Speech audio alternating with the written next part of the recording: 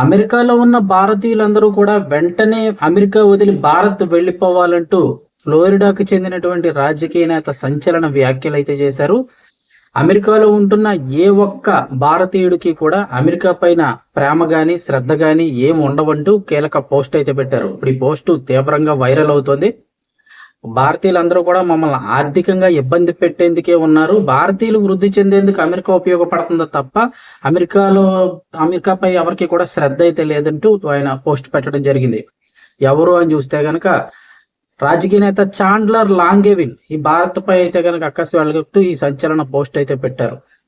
ఆయన పోస్ట్ ఇప్పుడు సామాజిక మాధ్యమాల్లో వైరల్ గా మారింది. అంతేగాక అమెరికాలో కేవలం అమెరికన్ల కోసమే ఉందంటూ లాంగెవిన్ మరో పోస్ట్ లో కూడా సంచలన వ్యాఖ్యలు అయితే చేశారు.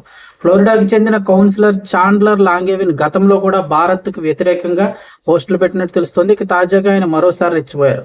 రోడ్డు ప్రమాదంలో మహిళ మృతిపై స్పందిస్తూ దాని కింద భారత్ పై విద్వేషపూరిత వ్యాఖ్యలు అయితే పెట్టారు. ఈ పోస్ట్ వైరల్ కావడంతో సర్వత్రా ఇప్పుడు ఆయనపై విమర్శలు అయితే వెల్లువెత్తుతున్నాయి. ఇక భారత సంతతి అమెరికాలో ఉన్న అక్కడ భారత సంతతి ఫిర్యాదుల మేరకు బాంబే సిటీ కౌన్సిల్ అయితే ఆయనపై చర్యలు చేపట్టింది. అయితే లాంగెవిన్ మాత్రం తన మాటలను అయితే సమర్థించుకుంటున్నారు, తన వ్యాఖ్యలను సమర్థించుకుంటున్నారు. భారత్ పై విద్వేషకరమైన పెట్టిన 2 పోస్టులు ఒకటి డిలీట్ చేశారు, మిగతా అలాగే ఉంచేశారు. ఆయన క్షమాపణ చెప్పేందుకు కూడా ఆయన నిరాకరించడం జరిగింది. ఇక బాంబే సిటీ కౌన్సిల్ తనపై చర్యలపై సిద్ధం కావడంతో ఆయన మండిపడ్డాడు. ఈ కౌన్సిల్ పై పిటిషన్ దాఖలు చేస్తానన్నారు. ఇక ఈ పోస్టులపై అయితే కనుక యుఎస్ లో ఉన్నటువంటి భారతీయులు సైతం అతనిపై ఆగ్రహం వ్యక్తం చేశారు. రాజకీయ నేతలు ఇలా విలువలు తగ్గించేలా మాట్లాడడం, అలాగే ఇతరులను కించపరిచేలా మాట్లాడడం తగదని పేర్కొన్నారు.